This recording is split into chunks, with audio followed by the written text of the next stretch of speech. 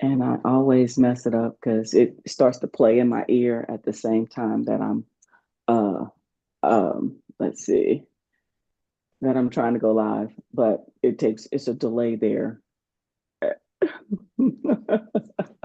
But anyway, hello everybody. Welcome, welcome, welcome to the Mike Lead Aspire session here today. I am Mary Cheney, and when I tell you I am in full conference mode and excited for the Minorities in Cybersecurity Conference coming up next week. I am super excited, super busy.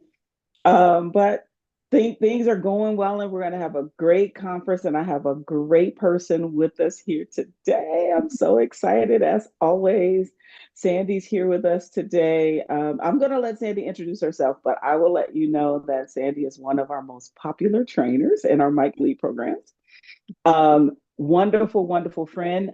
She has been with me since the very first Mike Communicators course in January of 2022. And now we are, I don't know, we have about 10 different courses that we both that we have between the Mike Builders and the Mike Communicators. Now she's talking to the Mike Aspirers. So this is what we have here. And Sandee's going to share a little bit about herself. But first, I'll let her introduce herself. Go ahead, Sandee. Yay. Well, first of all, I thank you for this day. Mary, I know you got a million things to do, so to sit down and have a little chat is really just a joy. So I'm grateful to be here. And a little bit about me. So I am the founder and CEO of IC Stars. We do technology leadership and business training for underserved and underrepresented folks. And then we place people in jobs in IT. So typically software development roles. Like it's like Mary and I are cousins, right? Like I'm doing this thing, started in Chicago. That's why I have a sweater because it's like freezing and snowing sideways. Someone else is in warm and sunny Texas, so therefore she has short sleeves. um, but yeah, so and my background is I was an educator, so I was a math and science teacher for years, and I kept seeing so many bright and talented young people that didn't have an opportunity to really deploy those gifts. And it was 1998. And so there were dot coms everywhere. The world had been declared flat. And there was a shortage of technology workers, right? Because every company in the world needed a website. And there was just wasn't it. So they were paying people like $100,000 a year to write HTML. And so this was, oh my gosh, a terrific opportunity. And the barriers to entry were low. You didn't necessarily have to have a college degree. Like all of those things contributed to this is perfect. Um, and so for me, it was like, okay, we're going to teach people how to be programmers. But the anchor was leadership. Like at the end of the day, IT is about solving problems and building solutions. And so why can't we be the ones to solve the problems and build the solutions that our communities face every day? And so that was the thing, teach leadership and technology in the same frame, and off we go. So, 25 That's years awesome. later, here we are. Mhm. Yeah, yeah. And so the passion is there, and the passion can definitely be seen as you talk about IC Stars. Well, just, and do a little bragging on IC Stars. It's a wonderful organization. How many places are you now? How many students have you served? Come on, let's do a promo for IC Stars. Okay, here's my brag list. So we started in Chicago. We're in Milwaukee and Kansas City. Um, and I'll say, we have a 90% placement rate for our graduates. And the average earning increase in 6 months is 300%. Like that's life changing. Like in 6 months, somebody's making more money than both of their parents combined. And so as a result of that, we have in Chicago over 80 homeowners. So these are folks who were receiving public assistance. Now they're buying homes, and they're buying homes in the communities that they came from. So we asked the question, what if we determine success not by getting out of the hood, but by investing back in? How does that change things? And so I'm so proud of that, like the 80 homeowners. But then the other one that I love is over 70 businesses started in Chicago, 70 businesses. And now those businesses are hiring from the community. And so it's this the self-perpetuating cycle of opportunities. That is amazing, amazing statistics. And what keeps you going, Sandee? I mean, I'm still we'll be 5 years old this year, so I'm still a baby, and Sandee is a mentor to me as well, just to get me through some of the challenges in the nonprofit space and things like that. So, tell us, what do you have in store? What keeps you going? Wow. Well, everybody who's taken my class knows about your fight song, so that definitely keeps me going. Um, but hey, Anthony, Tony. But I think that for me, what keeps me going is my personal mission, and that's about bringing equity into education. Like I believe with my whole heart that through facing adversity, we develop resiliency, a toolkit, if you will, that has creativity, critical thinking skills, reciprocity, chutzpah, like it's all there.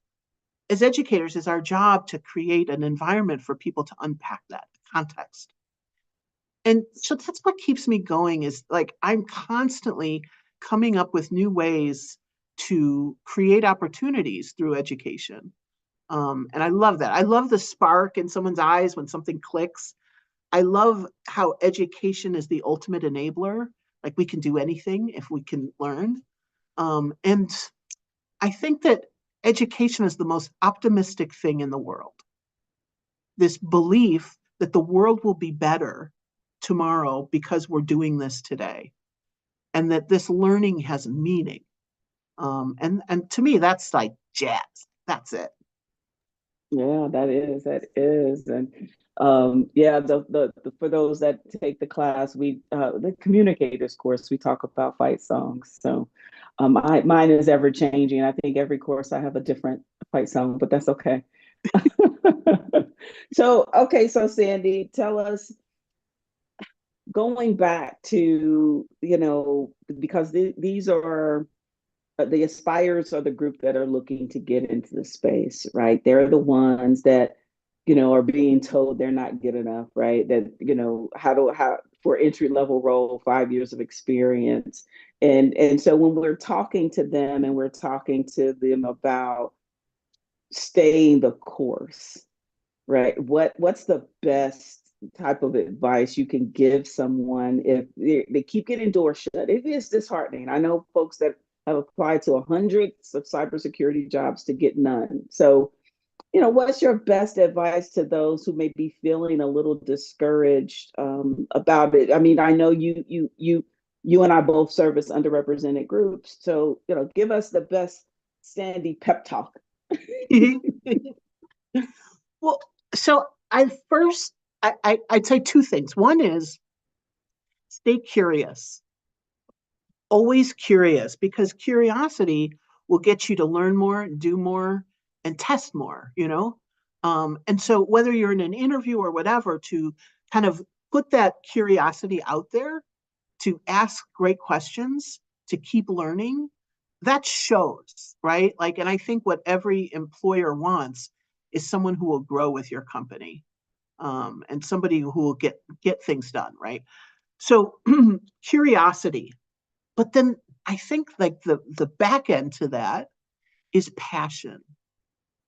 Like if we think about this world of cybersecurity or technology as I'm doing this so that I can make more money, so that I can do more things, so blah, blah, blah, like that's all well and good, but I think that's when you get frustrated and burnt out. That it's got to be anchored in this is fun. This is what I love to do. Like I am geeking out here. When I'm doing this, I hear jazz. And that just that much in an interview, like anybody will see it.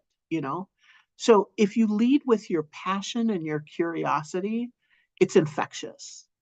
And nobody can take those things away from you. Your curiosity or your passion, like that's all you, and it belongs to you, and it's a choice, and it's something that delicious that we all have an opportunity to really be in. And I think that we get caught up in things when we let fear win. Like fear, like I'm not going to get this job. I'm not going to have this opportunity. They don't like me. I don't know enough. I don't, all that. I call that your evil DJ in your head that's saying all the things, and that, it's an evil DJ because like that gets mixed and scratched over and over again. Um, and to remember, like, this is our one beautiful life. Like, how do we want to do this? This is, like, the company is going to be lucky to have you if you're curious and passionate. So, how do you evaluate which company you're going to go to? Yeah. Abundance versus scarcity. Yeah. Yeah, that is so so true because I often say be careful, and of course my phone rings. Of course, I didn't do the do not disturb on my phone, and it's not gonna ring. It rings when I'm talking to somebody.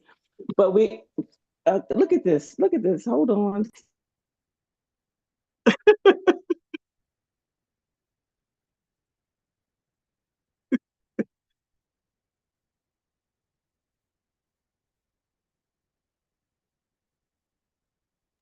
I'll just take it off the hook.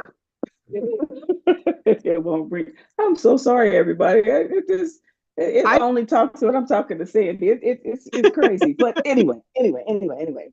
All right. So getting back to just really because we are both in this space where we're trying to uplift underrepresented groups and trying to get them to understand that there are certain things that are going to have to change. Like I talk to the apprentices all the time about thinking that just because we have one placement that's the last placement we're ever going to have, and getting discouraged because it may not be successful immediate. And we are living in this culture now that this whole immediate gratification thing is driving me nuts as an educator, as well as a developer of leaders. And the resiliency impact, I mean, it's we're missing some of that resiliency in our community, because they're looking for it instantaneously. So the value of hard work, like our parents did. It takes a lot of hard work to get where you want to go, and to be able to share that with groups of people. So I guess I say all that to say, how do you keep your students engaged in the learning process and not discouraged, I guess, by it not moving as fast as they want it to? Yeah, no, I think that's very real, and everybody's got it, right? Like it'll never happen fast enough. It'll never be ready. Like all the great things that we want. It's the waiting that we're like it's just not going to happen. And then suddenly it's here. So I think that it's how do we stay motivated? How do we stay in the game? How do we um and I goes back to staying curious, like build things, make things, do things so that you have something to talk about. And that this process of finding where you want to land is actually a glorious process. Like it is, you're literally saying, where do I want to share my gifts? And to really understand that this is a mutual relationship, and that you're choosing this. These are all your choices. And so, I mean, you could say, whatever's for us is for us, and God only gives us what we can have, all of those kinds of pieces. But really, I think there's some real truth in how are we preparing ourselves for what's next? And that sometimes we're just not ready yet, you know? Like maybe it's a mindset thing, like we're scarcity versus abundance. Maybe it's a confidence thing, like I'm not feeling like I have the skills because we've been not in this role longer than we've been in this role. And so I think it's very easy for us to say, okay, it's not going to happen for me, or I'm frustrated, or I'm going to give up because, I've not been in this for so much longer. And so to really kind of let this moment be. And that's not saying like, don't interview, don't apply for things, like do all the things, but then just, surrender to what's going to happen. And do the, like, get smart, get all your ducks in a row. But to really kind of lean into that feeling and to actually ask yourselves, why do I feel so crazy and manic about this? Like, am I afraid that I'm not enough? And like, kind of work through your own issues, because that's what pays the evil DJ. Mm-hmm. Yeah, you're right. I mean, and that brings in a little bit, even the talk you're going to be doing at the conference with Alejandro in regards to essentially the impact of internalized oppression, right? That's the conversation that we're going to be having, and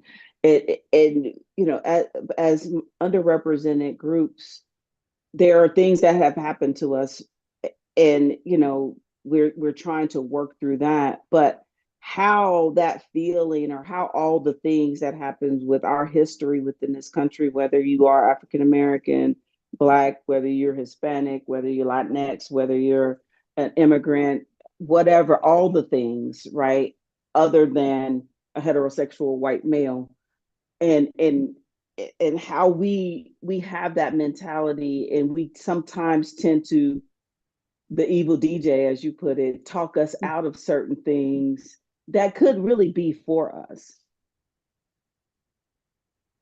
What are your Mm-hmm. thoughts on that? Yeah. And how we sabotage ourselves. Like, this is it's a deep and important thing. And it's all coming from internalized depression. Like,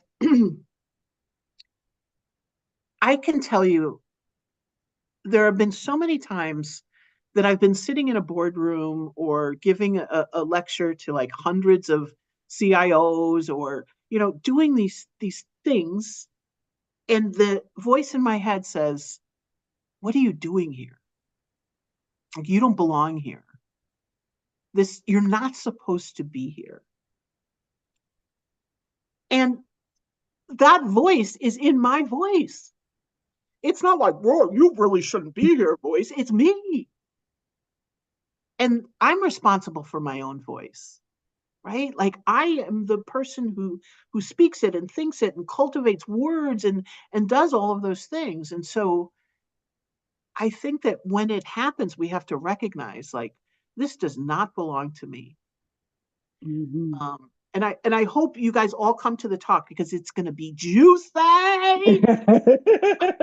No, I mean, in the thought process, and this is coming back to what I tell my daughter all the time, because she's getting nervous because she has the animation thing that she's doing, and she's an artist, and she's like, well, what if they don't like it? And I said, well, whatever you tell yourself Yeah, is it, and but you really don't have to believe the voices in your head. You don't have to yeah, listen to the DJ that's just mixing and scratching on the negativity, and understanding that you can do this. But I think for us, at times, and I go back and forth. We had a talk last year about imposter syndrome and all these other things. But when I look back on it, foundationally speaking, when I based on my career, right, it is not, the shade is being thrown at me in regards to whether or not I'm intelligent enough, at whether or not I'm intelligent enough as a woman, or whether or not I'm intelligent enough as a person of color to be in these spaces. And I don't listen to the negative talk. My answer to the negative talk is to exercise. If I tire her out, then she doesn't talk to me anymore.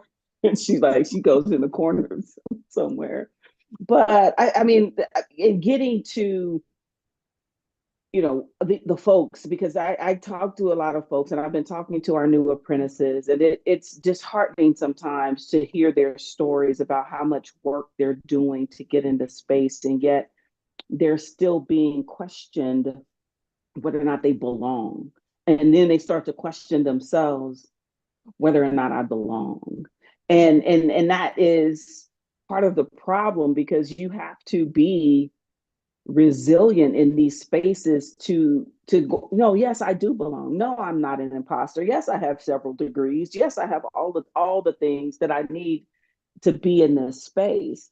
But we still, you know, wholeheartedly, I hear it, and it's always humbling to talk to folks that have been trying so hard to get into a particular area where there's room, yet there's still challenges. So I guess I can use some advice on here, in talking to companies about why what they believe may be true is not. Meaning, yeah, we do have the mental capacity to be in technology. We do have the drive and the goal to be in this space. What has worked for you and I see stars in having those conversations?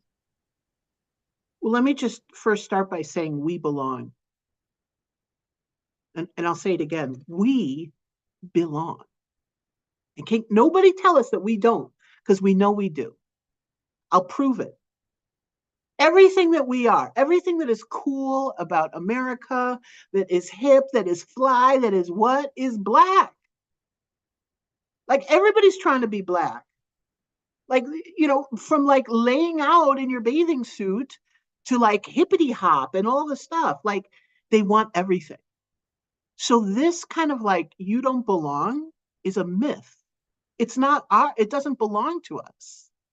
It's something that is in place to kind of get us to that Willie Lynch place of internalizing our own oppression and saying like, oh, I can't, I shouldn't, I don't belong here. And that we all have it, Mary. Like, it's like, it doesn't matter how senior we are, that feeling of like, oh my gosh, I don't belong here. That's coming up for us. And so I say, when someone underestimates you, when someone doesn't think you can or questions why you're here, or they throw that shade that we all know that shade, it's like, oh, well, hi.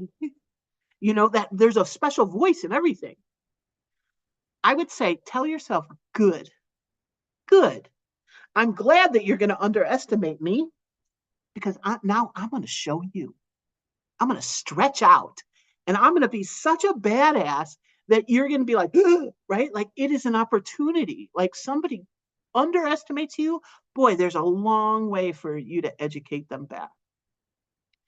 I used to be a consultant for school corporations and train new teachers how to work in the classroom and develop curriculum. And, as a math and science teacher, like I often was in the room with all the math and science teachers, right? Like, and the math and science teachers are dudes, like it's dudes with the coats and the pocket and the like, bald and then the little hair and the glasses and all the things. Like we all have an image of who those math and science teachers are. So I come into the room and I bring all the energy, like, yay, yay, today we're going to do nuclear physics. Hoo, hoo, hoo. Like I am so excited. And I am met with the social studies room is down the hall. Like that's literally what somebody said to me. Because I must be social studies lady, like racially ambiguous and all of this. Like you have to be social studies, like, and that's bull. And in that message, I hear you don't belong here. And so I like rub my hands together and I'm like, good, I'll show you. Take out your books, fellas, because it's all men, right? Like, here we go. We're going nuclear. And let me tell you a little story. Like, and then I just blow them out of the water. I really enjoy blowing them out of the water. I really enjoy like, Flabami, like here it is, like boom. You cannot deny brilliance. And so the best thing to do is, again, stay curious and be brilliant and then give that brilliance out. And like, watch me now, like pew, pew. Exactly. I mean, it still happens. I mean, even to me, and all the things that I've done in my career, I tell the story in the classes where, even when I was pursuing that CISO title, right? The double plane and trying to get there. One interview I was told that I was too technical, and the next interview I was told that I was not technical enough. Mhm. And so not quality feedback because two different organizations, of course, but those are the types of things that can trip you up. And now those are the types of things that, when we're teaching through the Mike Lead programs, that we're trying to get you guys to understand. Don't believe the hype. Don't listen to the party line talk, and just dig in, right? But Sandee, the change in the student. So, of course, I used to teach at the University of Cincinnati. I taught there for almost as an adjunct for about almost 20 years, I guess. Oh, wow. And I the student population, the folks that are in college, they're pursuing college. I just they seem to want to be told what to do as opposed to finding out the answer. Have you noticed a change in individual students and as they come through IC Stars and the expectation um, of them? Have you noticed that at all? Yeah, and you're right. You're totally right. And and unfortunately, I think it's getting worse. I think we're in a weird it's like post-pandemic, like people don't want to work 40 hours, people don't, all of the things that we see, um, but that like the choices with the workers, right? Like as workers, you have more power and authority than you've ever had before. But with that comes great responsibility, right? Like the truth is, it just hurts you. What makes great education is what we learn and who we learn with. And it's again why Mike Lead is such an important thing, because we are bringing all this social capital to you. Like, so we might not have uncles that we can call and say, can you get me an interview or da-da? But we all got married, and like that social capital is everything. Like it is, it's your birthright, just like it is for the fancy white kids. Yeah. But what we learn, whether we're learning to answer the questions at the back of the chapter, which is, I think, what today's student wants, like just give me the form and let me fill it out. We're learning to work on an assembly line. That's not knowledge work. You're being prepared to answer questions means that you're going to do redundant tasks over and over again, and that it's not a knowledge job. Like, look, from the neck down, we're all minimum wage. It's what we do with our brain that makes us Mm-hmm. knowledge workers. So instead of trying to answer the question, I think we need to write the question themselves. And that when you do that, you sort of shift from that consumer to being an innovator. And that's probably the best reward, right? Like there it is. If all of today's students are just kind of like, yeah, whatever, what's the answer? Like, I want this transactional thing and I want it to be over, and here's my job. Let them have that, right? Because you guys are coming from a different place. Again, with all that resiliency and everything else. And now, your social capital, and it's not, the answer, it's the question itself. You'll be miles and miles ahead of everybody else. Like it's undeniable.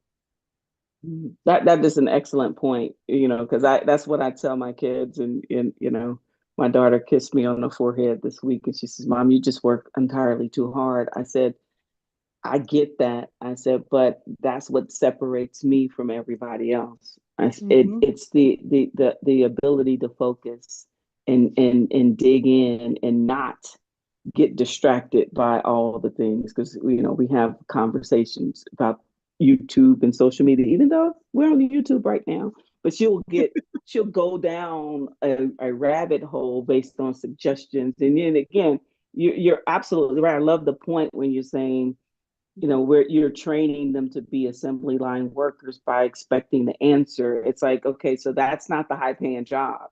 right? Right. That's not that, if that's all you want to do, then we could have you do that, but that you're never going to grow, and you're never going to excel or move forward to get the high, the high paying job. People are funny. And it's just interesting, Sandee, now that I'm, with the apprentices and I'm talking to them individually, and I'm like, you guys really know you gotta work hard, right? They're like, well, Miss Mary, well, this and this. And I said, listen, if you don't have the answer, guess what you have to do? Go figure it out. There's so much technology out there. You go Mm-hmm. ask, Chat GPT for the answer if you want to.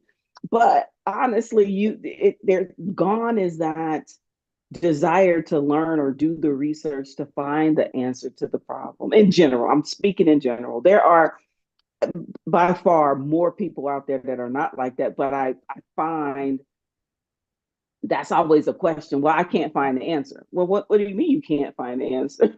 Mm-hmm. Did you look for the answer, or is it that you know you Mm-hmm. have to read to get the answer? It's just Mm-hmm. interesting. Yeah. It's just interesting. Yeah. So, how has your experience? Oh, I'm sorry. Go ahead, So Sandy. You just were going to to say put a something. cap on that, I would just say, like, if if you cheat, you never really get it, and you're doing yourself that disservice. So in the long run, it's just hurting you. Um, and that, information and knowledge, nobody can take that away. Like, it's just, yeah. So there is no cheat. Mhm. And you know what you know, and at this particular point in my career, and I just had this happen to me. I don't feel like I have to prove what I know. I know what I know, and I don't have this. I don't have to be you know arrogant about it, or braggadocious about it. You can read the resume and you can infer from the resume that I actually know what I'm talking about. So I don't. I never have felt the need to prove something. No, let me take that back. Since I've turned 50, I no longer that I'll be 50, I'll be what 52 on Monday. So around 49, it just changed for me, because it was just like I know what I know. And either you want the knowledge and the experience, or you don't. And I don't need to start to talk and brag about myself and talk about all the things I've done in my career for you to feel comfortable with the fact that I probably do know more than you. And that's okay. But you want people on your team that knows more than you. So I don't know. Mm-hmm. But Mm-hmm. I do curiously, and like I said, you're one of our favorite Mike lead trainers. And Oh, but it is, how has your experience been with the students in our Mike lead program? yeah. So I'll tell you guys, like, Mike Lead saved my sanity. So, Mary and I met and virtually in the pandemic, and we had this great conversation. We met through a mutual friend. And then she was like, "Oh, now I know why he introduced you to me. Like, let me tell you about Mike Lead." And it was awesome. Like, so the pandemic was very hard for me as an extrovert. Like, I have a lot of energy and I want to talk to people, and I get energy by being with people. And like, I would just ride the elevator in my building just so that I could talk to people. Like, it was that serious. And at my core, I'm a teacher. And I teach very little these days because I'm a CEO. Like, so I sell things, I build strategy, I look at spreadsheets, all of that, like, business stuff. But I am always going to be a teacher.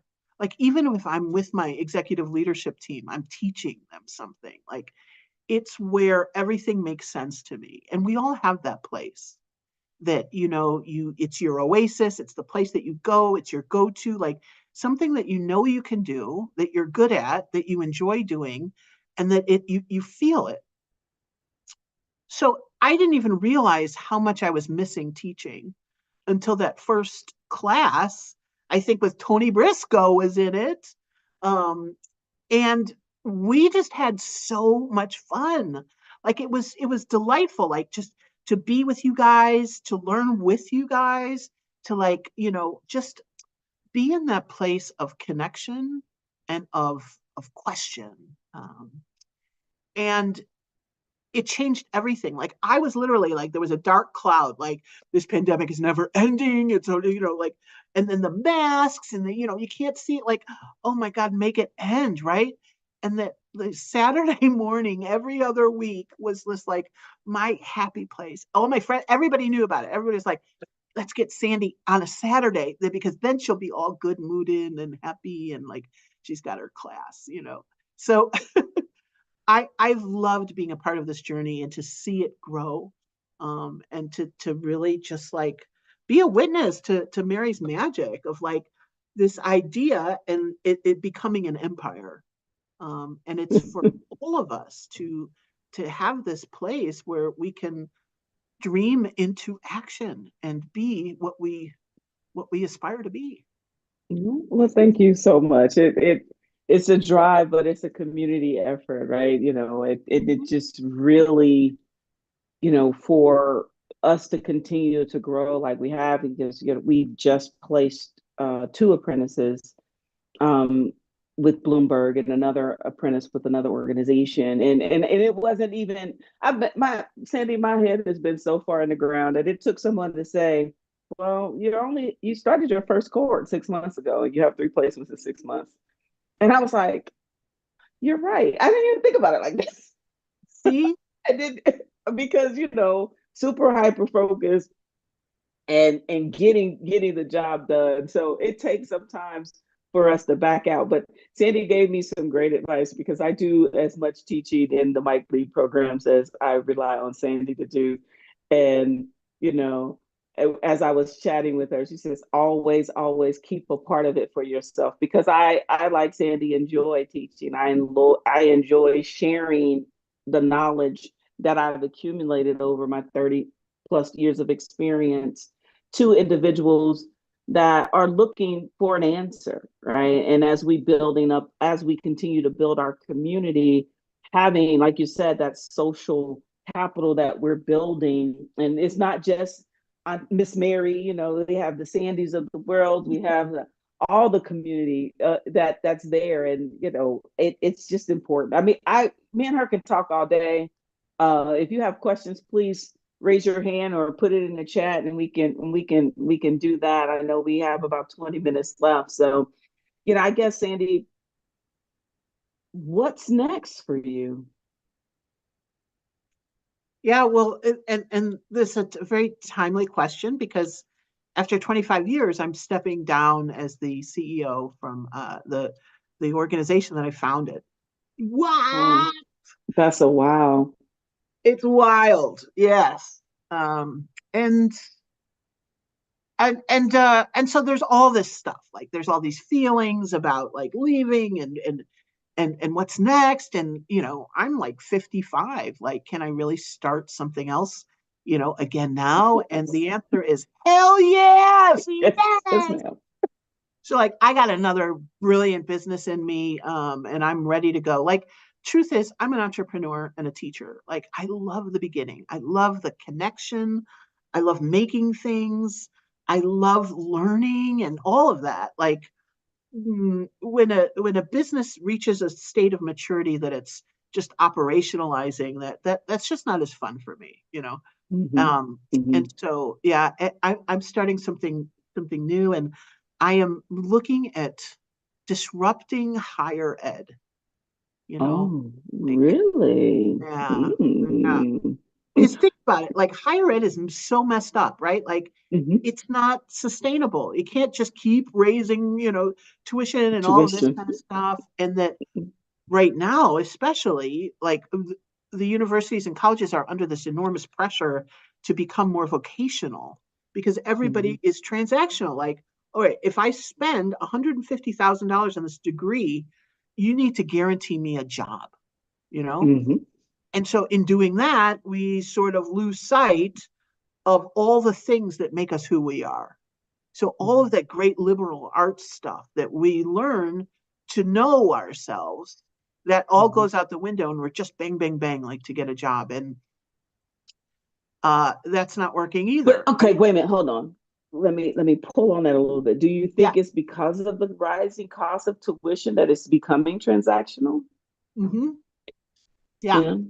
Well, it's funny. I was talking to a group of executive directors who were like, "We're so frustrated with this generation. They're so rude, and they call to apply for a job, and their first question is, how much does it pay?" And that is the rudest thing ever. Who says that? Who does that? Like, to me, it just turns me off. And I was like, no, it's the opposite. They have enormous loans. So they need to know, how much is this going to pay? And then they're doing math to say, can I afford to take this job? Hmm. Because if they can't pay their loans, like, everything falls apart. I think it's brilliant. They're saying, I don't want to waste your time. Let's get this out. Like, this is a yay or a nay. It's going to work or it won't. Um, and so, yeah, I think really, like, this transactional, what am I going to get for what I give, Hmm. is a challenge. Um, Hmm. and I'm sorry, I didn't mean to interrupt your thought process because that's Yeah. a valid point, right? Because and looking, I have a son in college now, um, and then I have my daughter who will be graduating next year. Of course, I was smart enough to start. Well, let's say when I divorced my ex-husband, all of his child support money went into their college fund. So now they're set. But my son goes to a school, he could probably get a master's degree and won't have any debt. My daughter wants to go to the school, and it's a fine arts school, and it's in Laguna Beach, California. And so you already know what that price tag looks like. So now we start to talk about budget, and we start. He's like, "This is how much you have," but it just goes to show. I mean, because she has a 3.96 GPA, and all of these other things, and tests very well. So she's probably going to get scholarship dollars. But if it wasn't so darn expensive, right? I think we would see happier people Yeah. as Yeah. far as far as going into different things, because some folks, even that are transitioning into cybersecurity that I speak to in our apprentice program, they followed a certain path because it was going to make them money. Hmm. They always Hmm. had a pinch. I wanted, my family said I wanted to be, or I have a family that's a Hmm. doctor, and everything like that. So but I found that I didn't love med school. And so now but I have this debt, right? Yeah. It's And then saddled with that. you're in for a penny and for a pound, right? And then you're like slogging through this career for the next 50 years, because you paid for it, like, that's not right. Mhm. That's the same person who's like, kid, get off my lawn. You become that guy. Like, that's not you. Uh, The angry person on the yes. street. They always in his house because he's not. Yes. We do have a question in the Q&A. Do you think universities lost sight of the goals and are becoming a revenue center? Yeah. Yeah. And they're scared. They're scared that they're losing market share and everything else. And that, just like your last point, like, when we're driven by fear, we become the grumpy old men. Like, universities are becoming grumpy old men, Mm-hmm. because it's about fear. Are we going to be able to exist? Are we going to be obsolete? Are we going to be able to maintain this? Is our endowment going to last?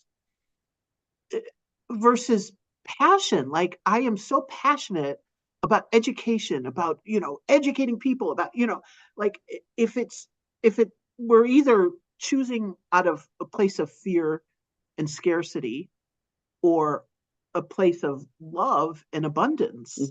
Right. um yeah, and that's just it. Like, and our happiness is directly correlated. Mm-hmm.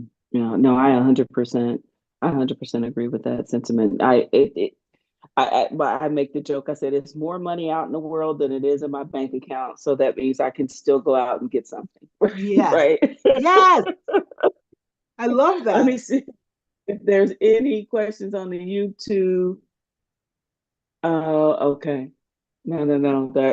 That's Briscoe. He has some technical issues, I think. I think he's on YouTube now as opposed to in here live. But um, so let's see. Any other questions real quick? Anybody have a science question? I know A that you. science, science question. Oh yeah. But what about engineering, even though, I mean, Yeah, STEM yeah. as a whole, right? And, you know, gone are, of course, they have trades, right? There's a lack of people going into trades as well, like electricians, plumbers, all this other stuff. And the thing is, are we just becoming a country that is just filled with consumers that sit around and do nothing? Because I'm saying there are a lot of mechanics. There are a lot of opportunities out there, but it just seems like we in the United States specifically, we just want to sit around and Mhm. consume things and not do things. Yeah, yeah. I remember when we were outsourcing everything, and offshoring and and just kind of sitting there thinking like, well, if we don't make anything, what happens to us?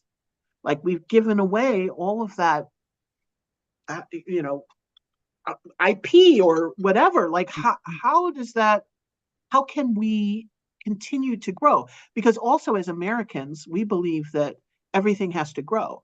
Like next year we have to make more money than we're making this year, and then like there's just it's continuous growth, which by the way is also cancer. Mhm. Mhm. But so I think like this connection to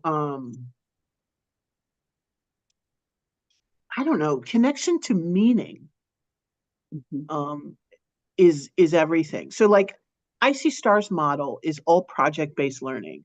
So each cohort has a Fortune 500 client, and they give them a business problem to solve using technology. And Mhm. the cohort is divided up into 5 teams. They form their own consulting company, and then they're competing with each other for this RFP. So off they go. And, on day one, their client will be like, all right, let's see, 20 user stories and blah, blah, blah. And they're like, I don't even know what that is. What does that mean? Then they like Google it and try to figure out and like use all their resources. And then finally, we'll send in a subject matter expert for the last mile to kind of take them there. But by that time, Mhm. the learner is really ready to learn. There's no joke about it. Like it's due tomorrow. And that kind of just in time learning and that you're doing, you're building there's nothing like that feeling, you know Mhm. like there's Mhm. nothing like the feeling of kind of like owning a solution, Mhm. and that if we kind of rob ourselves of that and just like I just want to watch Netflix, I just want to um Well, after I just want to be told the answer. Yeah. yeah, give me the answer. Like that's it's not going to take you where you want to go. So Right. Well, I mean, and even to your point about offshoring, and that's what my issue is, or that's the issue with the broken cybersecurity talent pipeline.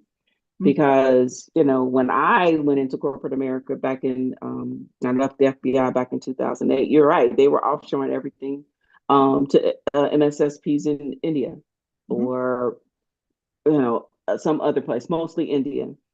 And now we're in a position 15 years later where we don't have any subject matter experts with experience. Well, you cut it off, Yeah, right? Because people matriculate up through a entry level role, then they get a senior, then manager, and that's how that works. I said, but yeah, if you take all your entry level talent and you place it in another country, and now you're asking the whole, for 5 years of experience for an entry level cybersecurity job, that's freaking ridiculous. yeah, And you've broken the pipeline, you've broken it, right? And so what we're doing with the apprenticeship program, of course, is to try to fix that because and we're taking the model, and here's my dream. I'm going to share my dream with the world. If I don't have to share, I'll share it. And I believe in speaking things into existence. Do it. But the idea is to take that same model, to create have our own MSSP filled with underrepresented individuals. Like the model is a teaching hospital still serves patients. A Yeah. teaching SOC can still serve industry. And so it just happened, and that's the way you build it, because you have to have foundational Mhm. understanding of what cybersecurity is before you can become a pen tester. I have them all, and it's so interesting. It's like, but do you even know what uh, confidentiality means? Do you know the five markings of what does top secret mean? I mean, you don't even know classification of data. How can you be a pen tester, or how can you be a pen tester if you don't even know how to defend a network? But that's what we've done, and I would say we, being the cybersecurity community, we have people chasing their tails. Yeah. Oh, you need a degree. Oh, nope, you need certifications. Nope, you need a degree and certification. Nope, nope, you need experience. It's like, well, wait a minute. At some point, going to school has value. At some point, being self-taught and doing it on your own has value. I said, but if you don't, allow them to, test themselves, even you fall a couple of times when you're learning to walk, you still have to do all the things in order to get your pipeline fixed. So I just Yeah. like that point that you pointed out. It's like, if we keep offshoring everything, where's the talent? What do they have to pursue Yeah. if there's nothing here?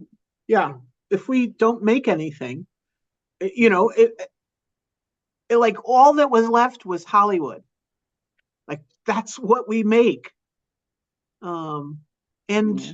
yeah, it's And it, the real housewives, real lockups, all the stuff, all the things. Even their television shows aren't yes, really uh, scripted anymore. right. Reality TV became, like that was in our lifetime that happened.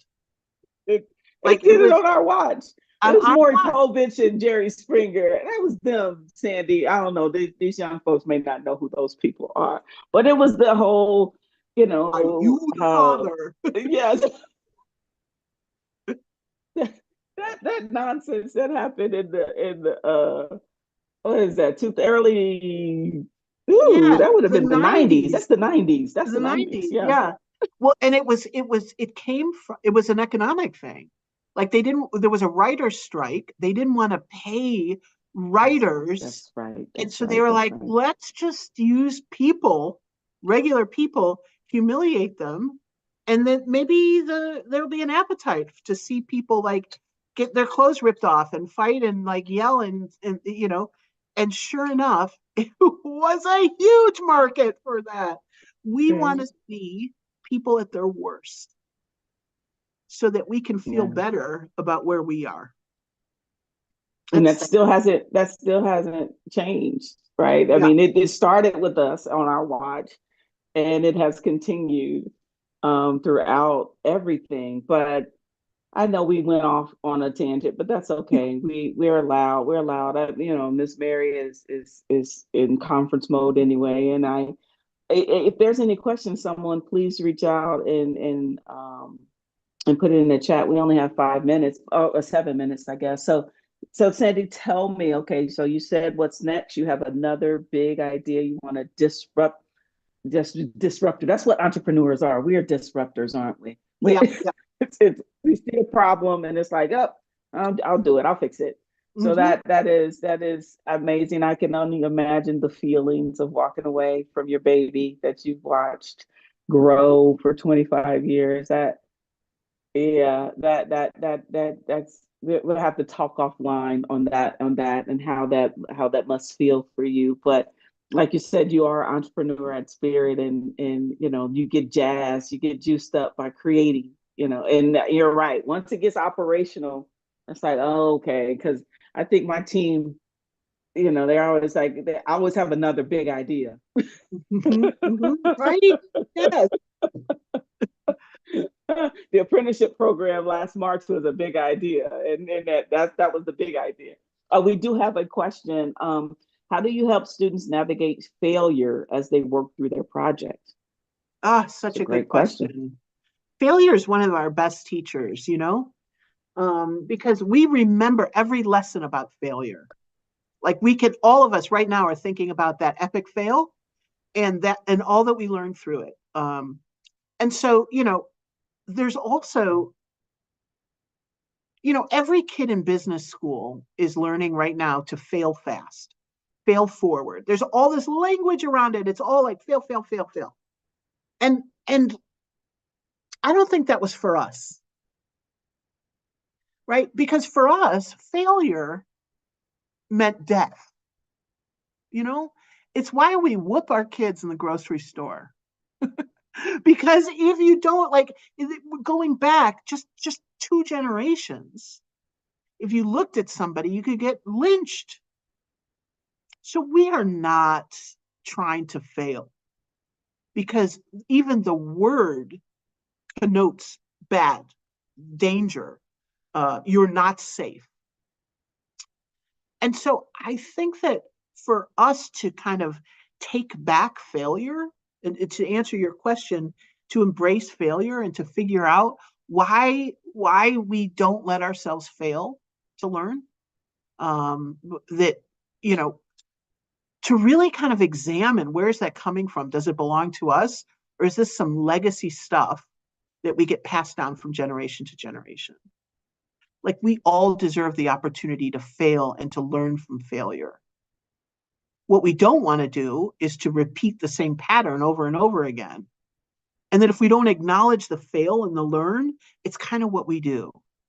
Like, think about it. We all have that girlfriend who just dates the worst guys all the time. Like, and then she's always crying on your couch and just like, no, there's not enough Ben and Jerry's in the world for you. But why don't you just stop dating the thug who is gonna, clean out your bank account, right? Like, why? Just stop. But that's the hard part, is watching it over and over again. Because that's not learning from failure. That's just like messy failure. I think for us, especially when we think about it at work and like trying new things and taking a risk and, you know, um, and not being afraid to just kind of step out and say something and do something. Like, what's the worst thing that can happen? They can't eat you. Yeah. I always say there's no failures, just lessons. You have to do that root cause analysis of why it didn't happen in the way you wanted to happen, and really and truly learn from it. And as the girlfriend that keeps dating the same type of dude, she's not learning from. It's like, dude, you keep picking the same guy Yeah, and you expect it. It's an insanity to keep doing the same yeah, thing yeah, over and yeah, over again, expect something to change. Yeah, that's insanity. yeah. But thank you, Sandee. Any closing words for you for our Aspirers group? It's been a great conversation. It has. Wow. And I can't believe it went so fast. Right. I, I just, yeah, I guess my parting words are to, you know, dare to dream and really stand in that dream. Like, don't do all of the negative self talk, fire the evil DJ, but just dream really big. And there's nothing to stop you from pursuing that dream except yourself. Like Mary said, like there's money, it flows, it's all around. Like it might not be in your bank account, but it's out there. You just need to get it, right? Like the same thing. Like energy cannot be created or destroyed. See, you knew you were going to get some science there. That was the physics. There It you can only go. be moved around. And so, even if we feel like there's not a slice in this pie for me, it means we just need to make more pies. So, it's our destiny is Yes. ours. Yeah. Yes. Thank you. Thank you. Thank you so much. And I'm just gonna let it lie right there. Sandee, thank you for being a guest. Thank you for being and doing all the things that you do for minorities in cybersecurity. As a trainer, as a friend, as a coach and mentor to me, I appreciate it all. And thank you guys for joining us. If you're out there on the YouTube channel. Like and subscribe. Please do. We're trying to monetize the channel if we can actually get you guys to do what I'm asking, which is just click a button, like and subscribe, and we can start to monetize and get some passive income for the nonprofit. So if you're listening to Yeah. that, please do that. And so, Sandee, I will see you in a couple of days. All I'm right. looking forward to seeing you again. And everyone else, if you're going to be at the conference, I'll see you then. If not, we'll catch you in a couple of weeks. Have a great day. And if you're going to be at the conference, sign up for the talent show. Yes, that's true. That's true. We have a Mike Talent show. I was listening to Michael Jackson. I'm still trying to convince myself to do that, but we'll talk about that later. Okay. All right. Have a good evening. Bye bye. You too. Bye, guys.